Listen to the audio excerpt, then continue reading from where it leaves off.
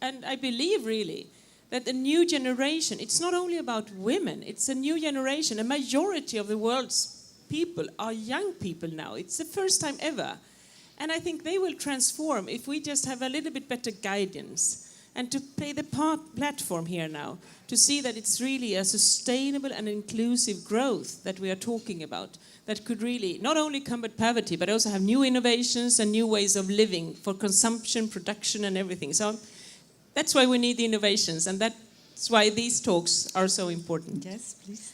Well, I think it's a great thing, because then women will be considered as a driver of many processes, because we need to look at the women in the whole supply chain, as consumers, as farmers, as producers, as CEOs in a company, as workers. So I think this brings a big opportunity also for the private sector to consider that women are very important, also to include more women in their own industries, on their own companies, because they can bring the women's perspective. It can make it more profitable, more rentable, but on the other hand, try to think on products that will solve women's life and facilitate women's life. So I think it's a great opportunity, because I hope this time women will be taken seriously.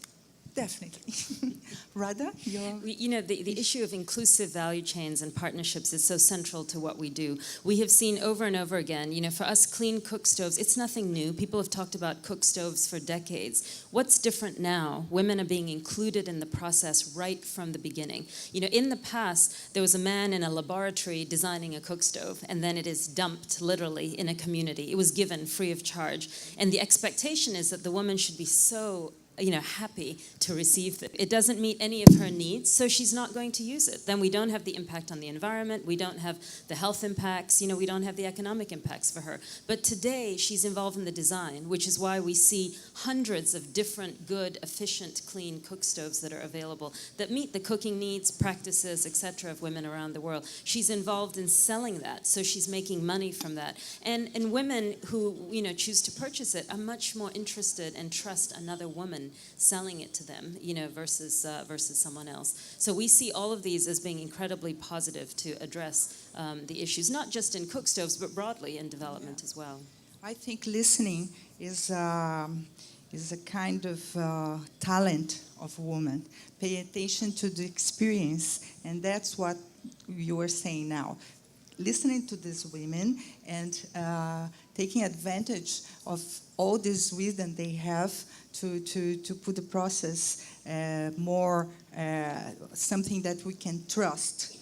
And talking about that, do you think are we moving toward a world with feminine values? The world is becoming more feminine. I mean, sensibility, compassion, patience. Do you think so?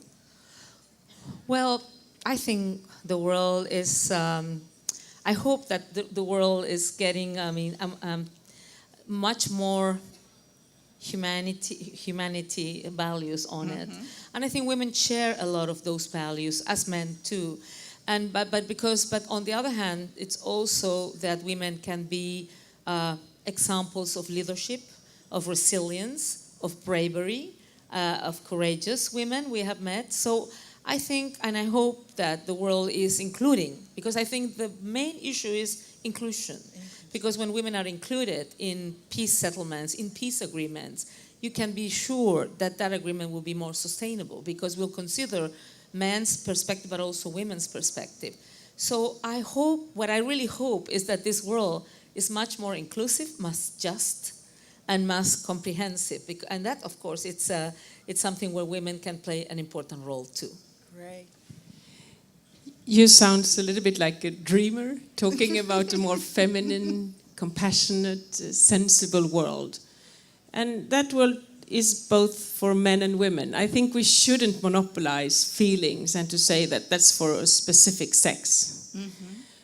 But having this opportunity, because we can care much more about each other in the future, we should also see the dangers that are attacking the rights of women these days.